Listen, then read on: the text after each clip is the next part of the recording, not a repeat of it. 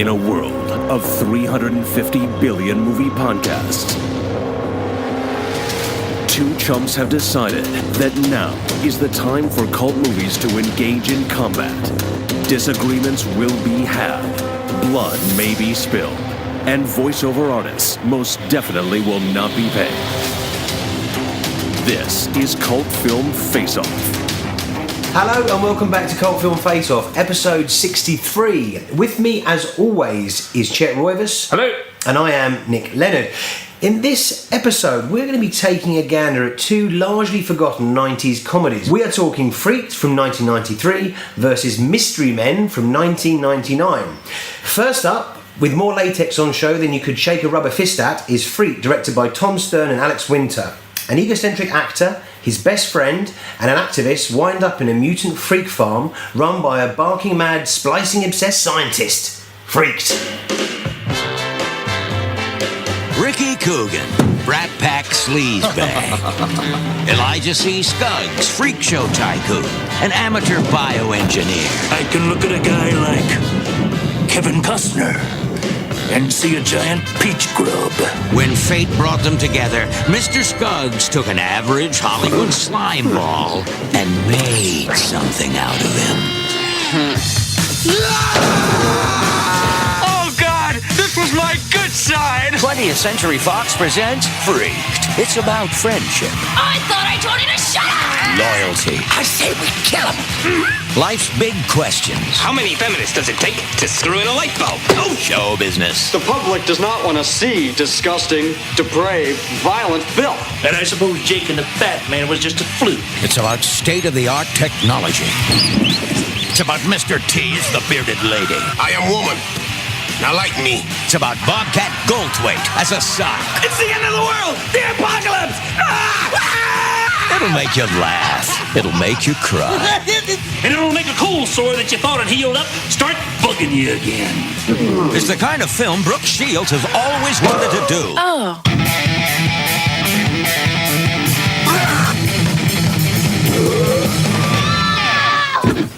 Introducing Larry Bud Melman as the President of the United States. What's the matter? Afraid of a little rock stuff?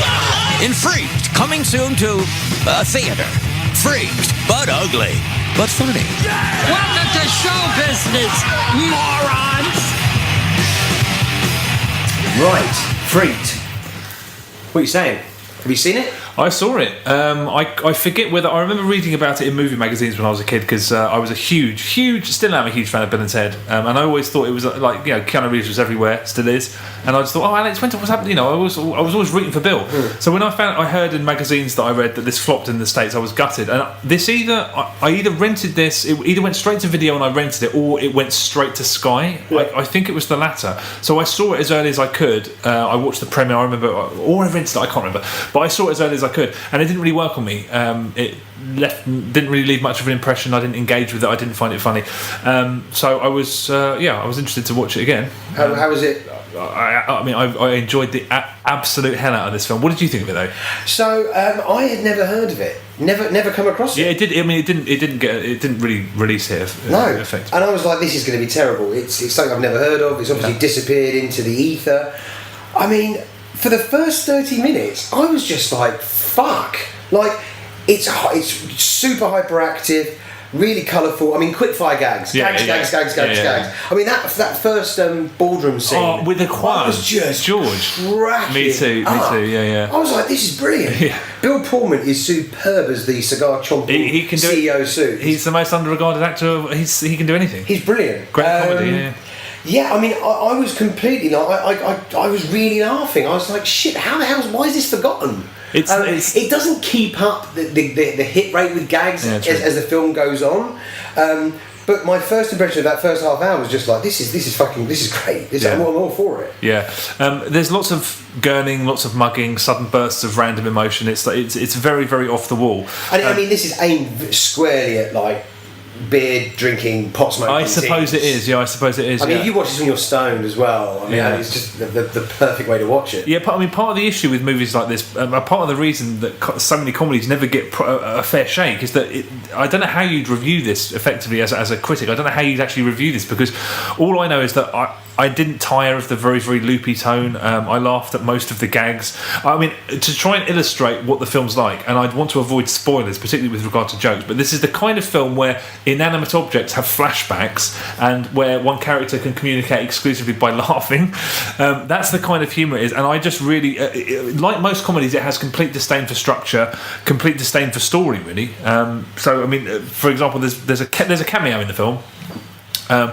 And the film is kind of structured around that person not having any time to be in the film. So the film kind of shifts to make way for this person literally running off the film, running away. Does that bother you? It didn't fucking bother me. I don't want to invoke Monty Python, but it's so... I think it's 2 parts Monty Python, 1 part Garbage Pail Kids, 1 part Mad Magazine. Yeah. But it's one thing I will say about it, the one thing I really, really liked about it, it's a film about a freak show.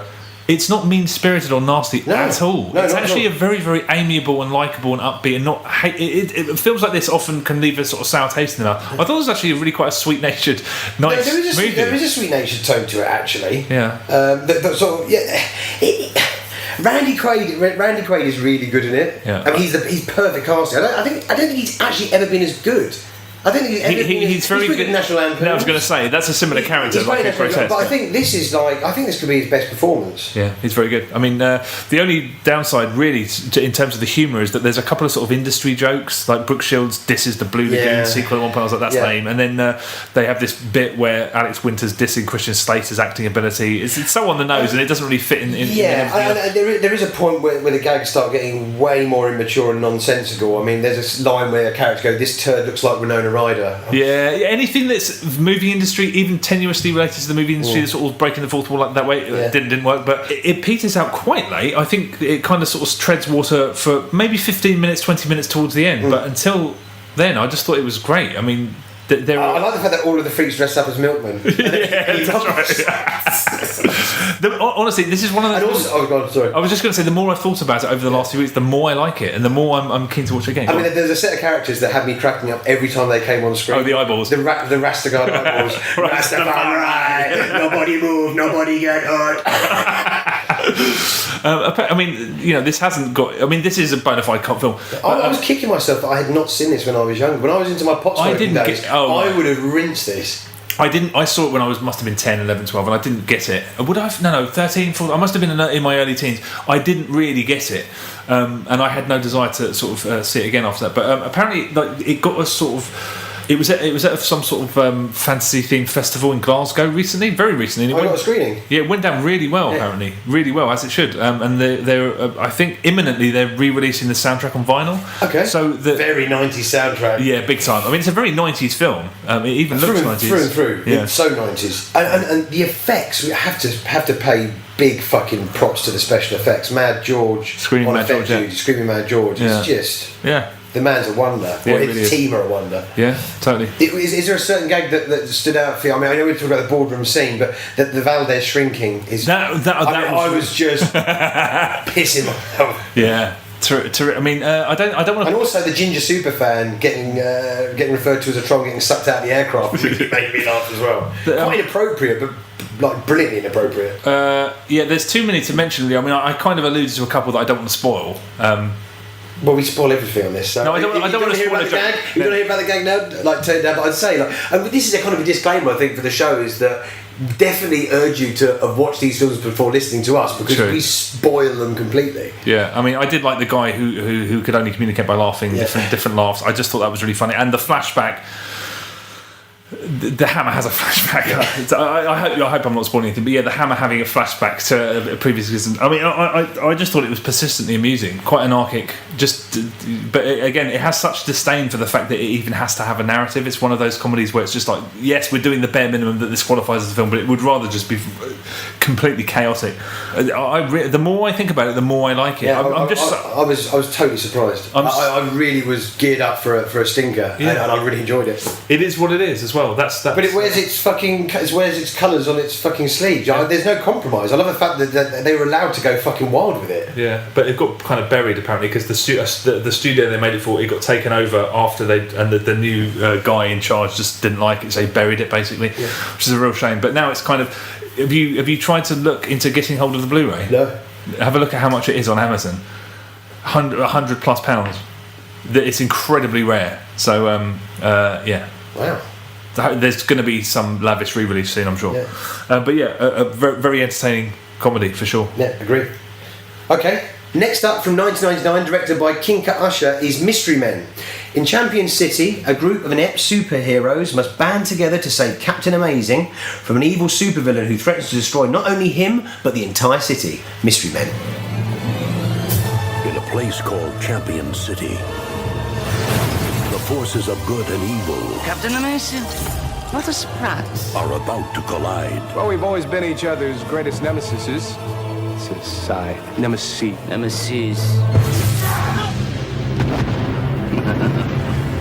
Now, with the city's one true hero missing, Captain Amazing is in danger. Kaboom. who will step forward You again. Wannabes.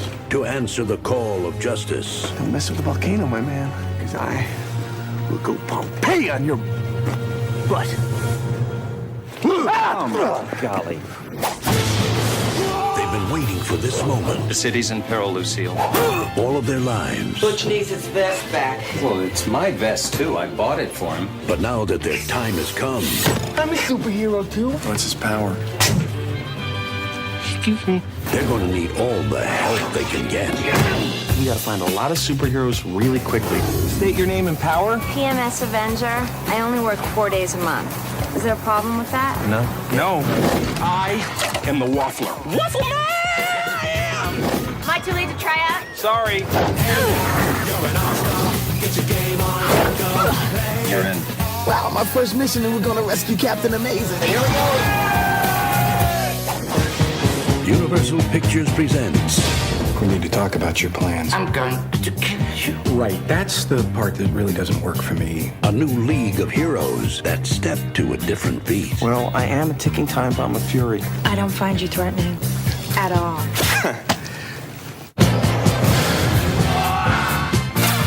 Let's do some carnage. We're not your classic heroes. We're the other guys. Mystery Men. I'm invisible. Can you see me? Yes. Wow. Maybe you should put some shorts on or something if you want to keep fighting evil today.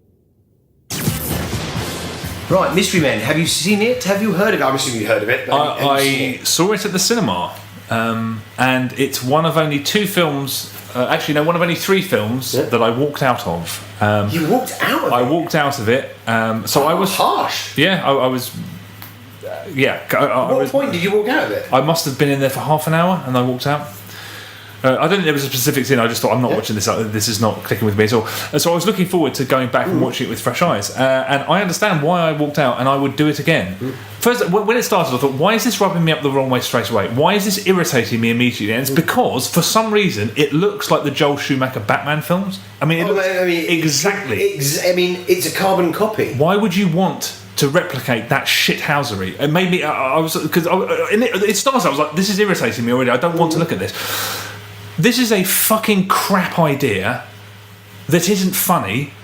Executed back. This is an overbearingly tedious film. I hated it. What did you think? Oh, I didn't hate it. I hated it. I actually, for me, it's a film of two halves. I actually think there's I really like Greg Kinnear as he's perfectly cast as the smarmy corporate superhero. His performance is pitch perfect. I really enjoyed that. The cast is good. William H. Macy, Jeffrey Rush, Greg Kinnear. Eddie Izzard's completely wasted because he's just got nothing to work with. Ben Stiller's casting is spot on. I mean, he really plays that annoying character really well with his powder keg of rage. When it falls down for me is the introduction of like Pee Wee Herman, who I find teeth-gnaweringly annoying. It's such a misfire. I mean, every single guy, it's just not funny at all. Nope. Tom Waits, I like Tom Waits' cameo. You know, the business card, which he's got weapons designer, innovator, inventor, world changer on four corners. It's got aromatherapy, laser hair removal, carnival rides, and chicken rentals. That was really funny. So the first half I was getting into it, and then I was just like, fucking hell. When is this going to end? When is it going to end? It was just the dialogue was really flat. They weren't popping off each other at all. You know, the conceit could have been quite entertaining. You know, really rubbish superheroes trying to save like a legitimate superhero. There are some good one-liners. There's some well-observed one-liners all about the sort of superhero world. I like when Ben Stiller goes, "We need to find someone like the Flaming Torch before he got hot." That's what's quite funny. So the first half an hour was good, and then it's just spinning the wheels, and it just didn't work. It felt like it could have like a good short film or something. It just didn't have the ideas to carry it through. I thought there were, if I was being generous, there were a couple of good lines, that's it. But the laughs, whatever laughs there may have been, were kind of strangled by the director. You know, dying's easy, comedy's hard. The director just seemed to commit Harry-Carry. I don't understand. He's a first-time director. He came from advertising, I think. You can see he comes from. He's got his visual style is very forceful and stylish. You get random Dutch angles. There's random handheld that's completely unnecessary and distracting, and then there's random conversations that are done in point of view, like William H. Macy's character and his wife, point of view shots. Why? What is this? I think he's a guy just trying out his trade. Well, he's just trying some ideas. Well, I mean, it's catastrophic as far as I'm concerned. I think there's a bit for that. I think he's got this kind of charming innocence about it. No, I just think it's got this charming innocence about it. I mean, I had never seen this, but I was working at Blockbuster Video when this was on the rental market, and it flew. It got rented all the time, Mystery Men. It's very popular. I wonder. I mean, people like this film, and I don't really understand why.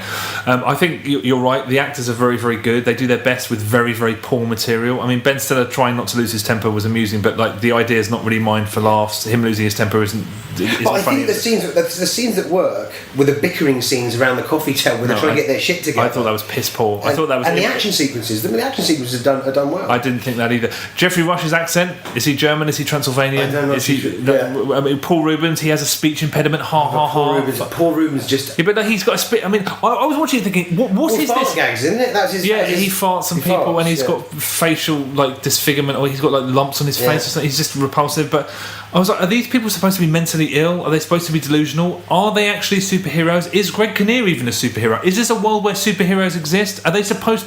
I don't understand what this is. Do they have powers or not? Do powers? Well, they don't. They're completely inept. I know, but even Greg Kinnear, what the? Okay. Let me just stop and break it down in slightly more detail. Paul Rubens, your hero, his character's name is the Spleen, which I suppose is funny because the spleen has nothing to do with the digestive process, which I suppose makes it funny. There's the diner scene, right, where he exhibits that he has a superhero power, a power that's not normal, where he breaks wind and a load of people pass out. So he's a superhero. He can knock people out with his gas, right? Later on, he farts in Jeffrey Rush's face and nothing happens. He just goes, "Oh, that was unpleasant." I'm like, I assume the scene in the diner was just put in there to give, this too cool for school film that's actually aimed at adults. Like they needed to put a gag for kids in there because, but the whole way through, I'm just like, does he have like toxic gas or not? Is he a superhero? Is this a superpower or not? Because 1 minute it works, one minute it doesn't. Hank Azaria, the Blue Raja. He throws forks at people. That's what he does. That's his skill. He throws forks. In one scene, he throws a fork and it becomes possessed. Ping, ping, ping. It's pinging all over the place, like mental.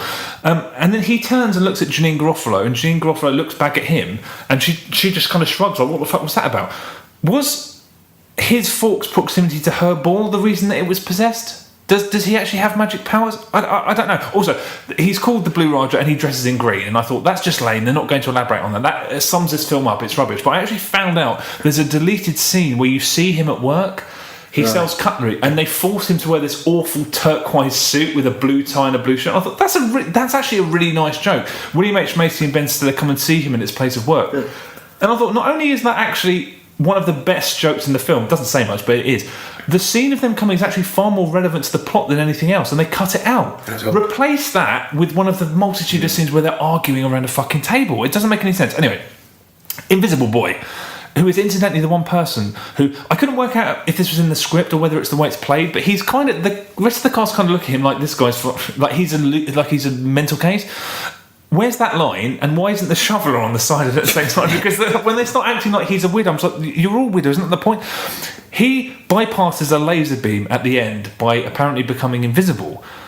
So he does have a superpower, but the way the music swells, you just think, is he believing in himself, and that's the message of the film? I just don't get it. Captain Superior, aka Captain Amazing, whatever the fuck his name was, all you see him do in this film is jump through a window and punch 6 guys. So I was like, why do people love him so much? Why is he revered? Why is he the greatest superhero? Is it because of his sponsors? Did his sponsors... Is he like because there's one scene where you see these kind of booster things on his back, on the back of his suit. Does that mean that he's kind of like a low-rent Iron Man and his sponsors paid for the suit? Why is he so renowned? Again, I don't understand. Is he a superhero? Why do people think he's the greatest superhero of all time? He punched a bunch of guys. What's the story? Anyway, basically what I'm saying is, imagine asking this many frustrating, fundamental questions for a 5-minute period and then multiply that by 24 times, because this is 122 minutes long. It's 2 hours plus. I've got better things to do with my time, and so has everyone else on the planet. I honestly, I wish this film were a person so I could push it down a giant stone staircase. I mean, I don't. This felt to me like Ishtar or Pluto Nash. It's one of those big Hollywood movies in which nothing works. Everything's wrong with it. I didn't find anything that I could genuinely like. I thought it was fucking awful. I disliked it in the way that I dislike insufferable people. Like, I was like, get out. I was just shouting at the screen, end, get out of my life. 2 hours plus. This is 2 hours plus. All of the dialogue felt semi-improvised, and there was no... I didn't think any of it was amusing or insightful. I was really caught up in the first half an hour, and then it just started to grate on me. An introduction to secondary characters who weren't doing anything to get the story along. It was spinning the wheels for way longer than it should have done. This is half an hour at best. It had half an hour's worth of good ideas. It should... I don't even think it had that. I mean, if you were to do a supercut of the best scenes in this film, it would just be Ben Stiller squeezing the squeezy toy to stop himself from... That's a funny joke. Well done. It should be better and easier to enjoy now that we're living in a world where 99% of pop culture is based around superheroes, but it doesn't have anything to do with anything. It's not satire. It's not perceptive or witty about superheroes of the world, and it's not really about anything. I don't know what this is. I don't know why this exists. There was a retrospective written on a website fairly recently that I found the other day that was kind of positive and said, and I looked at all the comments, and there's loads of people who love this film, and they're just doing things like quoting Hank Azaria's like puns about forks, and I was like, is that why people love this? Those are shit. We've talked about much worse films on this podcast. This made me seethe. This made me angry. I hated it. When it has the structure of a Hollywood movie where towards the end William H. Macy has to give a grandstanding speech, I felt sick. It didn't earn this. There's no reason for this to be other than the fact that it has to have something before they go off on a big mission at the end. This has not been earned. I mean, I hated this film so much. I hated it. I just find it. There was, as I said before, there was a charming innocence about this. I think that's maybe why people are enjoying it. And also, in terms of the visuals, they wound you up. Because it reminded you of Batman and Robin. Is that it actually looked good? I know it's emulating that. But the skyscrapers, the blimps, the neon, it all looked legit. You could cut so much out of it. I mean, almost everything. The character. I mean, this is the thing. When they are sitting around the coffee table and they're bickering, there's some really fun. There's some funny stuff. Is there? I mean, I really was just like, this feels like improv that they just could have. This is a 2 hours of scenes that could have been cut out, that don't really bring the story forward, that don't really tell you anything about the characters. It's certainly overlong, but it certainly didn't wind me up. It's very unpretentious. Oh, this felt like... I was offended by this. It's an expensive film that wants to be cheap, and it's a film for undemanding children that thinks it's a trendy film for adults, and it's a comedy with hardly any jokes, and it's an action film with hardly any action in it. There's no alternative director's cut that could work, because everything is wrong with it. I thought it was fucking diabolical. I can't even imagine a version of the script that could work. It's just a tossed off waste of time. I hated it. I really did. I think the whole conceit of having inept superheroes is a good idea. Yeah, one of them shovels. He's a shoveler. It's weird that he's a shoveler. I mean, but is that just to be completely It's not funny. Shoveling superpower. I don't really get it. It's not funny. But the character who throws forks and lives at home with his mother, it's rubbish. He's a pathetic human being, but they're so pathetic. But it doesn't really. It's not really about anything. The woman who rocks up with the bowling ball and her father's dead in the bowling ball, and Pee Wee Herman, the guy from Keenan and Kel, who's meant to be invisible, is not invisible, is rubbish. Yeah. Those secondary characters are bilge. But the first, that first scene when they're fighting those guys with the fucking the eyes where I was like, this is all right. Okay, this is fine. This is quite fun. It's empty. It's random. I really for me, the highlight of this is Greg Kinnear. I just wish there was more of him. He's this smarmy corporate guy who's got all these sponsorship badges all over him from the different sponsors. But again, it's like it's threatening some really interesting ideas. The idea of this guy being sort of beholden to his sponsors. It's a great idea. It's like a tiny little moment they don't elaborate on. There is not a good idea in this film as far as I'm concerned. Honestly, I rolled my eyes so many times watching this that I technically saw as much of my ceiling as I did the fucking film. And I don't know who it's aimed at. No, I don't know who it's for. I don't know. I really don't. Because I was thinking there, because it's not a kids' film. It's too adult to be a kids' film, but then it's too kind of childlike to be an adult. Yeah, because it does exactly. It's confused about every aspect of it. It didn't wind me up though. I was just like, what is this? Why are you wasting my time with this? What is this world? What's supposed to exist in it? Who's supposed to have superpowers? Who isn't? What are they supposed to be? Mental cases. It doesn't even go out on a limb in that respect. I mean, so you definitely want to see a reboot of this then? Get the cast back together. I can't. But I can't. I'm perplexed that anybody likes this. It's got loads of fans. I know it has loads of fans, and I don't understand. When I saw them talking about it, a lot of them are just quoting the bad lines of dialogue. Hank Azaria, I'm going to fork you up, or whatever he says. I mean. I really, really thought this was a dreadful failure. The fact that this was a turkey, I'm like, yeah, of course it is. It was a lame idea, executed poorly, and it's 2 hours plus long. He's never done anything. King Karasha. I'm not surprised. I am not surprised. He came from Mad World. He did he was like. He can lines winning director doing Volvo, and he did the Bridgestone Super Bowl ad. He went back to advertising, and then he's never heard from him again. And as far as I'm aware, he hasn't spoke about this experience, but it can't have been happy, and I'm not surprised. Yeah. This is an all time. This should be renowned the way. I don't understand why people like Pluto Nash. Pluto Nash. I've never seen Pluto Nash. It's the same as this. But everything's wrong with it. Which is better, Pluto Nash or Mystery? I'd rather watch Pluto Nash again. Right. They're both unspeakably piss poor. You could cut everything out of it. Did you clock Michael Bay randomly? Yeah, I did. Yeah. As a frat boy prick. Frat boy prick. Yeah, I was like, perfect. That casting. He pulled that off with the prom. Yeah. Any more, or should we? Got some correspondence on this. I have nothing good to say about this apart from I laughed when there was that one shot of Ben Stiller trying not to stress out. I think Ben Stiller is very good. They're all good. They're all really good. Yeah. Why I kind of what I liked about this film was the cast. The cast were really good across the board. I totally agree. Part of it are being completely underused. It's just a bit of a waste of time. But the rest of them were spot on. I was just like, Hearty Ha. He's got a speech impediment. Hearty Ha. He wants to be a show.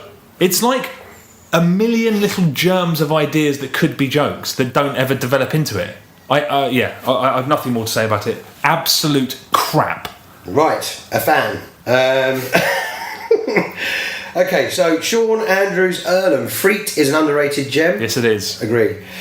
Brendan Brino Devereaux, hands down Mystery Men. No, absolutely not. Ben Zuckerman, Mystery Men, tough one to call though. These people need to be in rehab. Will Gray, Mystery Men. What? I don't get it. Martin Daniel, Freaked. Okay, good then. Christopher D. Martin, Freaked. Al Winter, Freaked. Nice. Al Winter, huh? Alex Winter. Yeah. It's good to hear that he's getting involved in the show. Yeah. Right. Well, look, I mean, for me, in terms of choosing a victor, it's Freaked. Yeah. I enjoyed Freaked from start to finish. I liked Freaked a lot. Really surprised how good it was, how funny it was. I laughed lots. Yeah, me too. Really likeable. Yeah. No doubt. Mystery Men certainly don't have the hate for it that you have. Yeah, I hate it. I didn't hate it. It's not a great film, but it's not. It's perfectly watchable. It's overlong. The cast are great. Champion City looks great purely from a SFX standpoint. I hate P.E. Herman. Ben Stiller was great. I mean, I think it's possibly one of the Ben Stiller's best. White Goodman is his best, but I just love watching Ben Stiller lose his shit. It lulls towards the end, but it was fine. It was absolutely fine. I thought it was one bit. It's a lull. It was just overlong. But no, Freaked 100%. Freaked is the better film. But Mystery Men, hey, I'm not a hater. Yeah, well, Freaked is terrifically enjoyable. It's gone up in my estimation every day that's passed since I've seen it. And I'd have to watch it again and introduce it to friends as well, especially you come in from the pub late at night and stick that on. Yeah, and it's nice. It's like 80 odd minutes, isn't it? Or Yeah, so? zips by. Perfect length. Yeah. And there's a really odd bit with Mr. T with the dubbing. That's so odd. He says something off camera, right? And it's so not him. You know, it's because he walked off the set. Apparently, he left. Like he was just, I'm not doing this anymore, and he left. So that must have been to He looks disguise pretty that. uncomfortable. There's certain scene. There's towards the end when all of the whole crew, the ensemble cast are together. Just look at Mr. T. He's not having a good time. Yeah, I mean, celebrities of that kind of nature always feel like they're having the piss taken out of them, I guess. Maybe he must have thought that he was being exploited or something like that. But he walked off apparently before. Dig me. Yeah, I mean, you said that there was a lull in Mystery Men. It's one long lull. It's just a load of deleted scenes. It doesn't make sense. It's interminable. If you ever need to extract valuable information out of me, stick Mystery Men on in the corner and I'll be 10 minutes. If I go the rest of my life never seeing a frame of Mystery Men ever again, it will be a victory. Would you rather watch Slugs or Mystery Men? Slugs. Wow. I was shouting abuse at the TV. This wound me up something. It's one of those awful Hollywood movies where they just waste money and nobody is entirely sure who the target audience is, what the target of the joke. It's mystifying who that was aimed at. It's a mess in terms of who they were marketing that film to. And it's just interminable. There's bickering with no jokes in them. I just thought it's a horrible, horrible experience. Never see Mystery Men. Freaked is a terrific little movie. That's the thing. Freak knows what it is and it does what it does.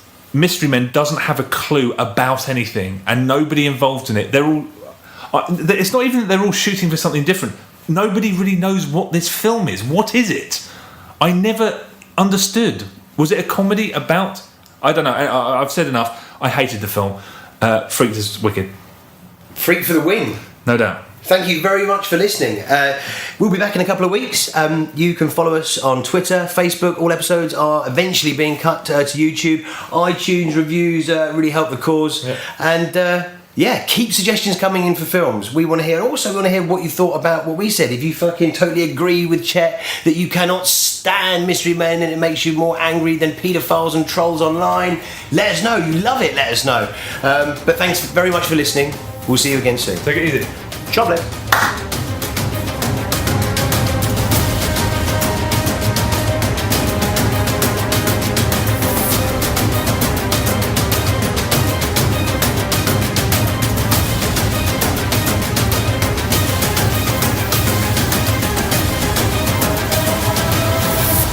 Cult film face-off.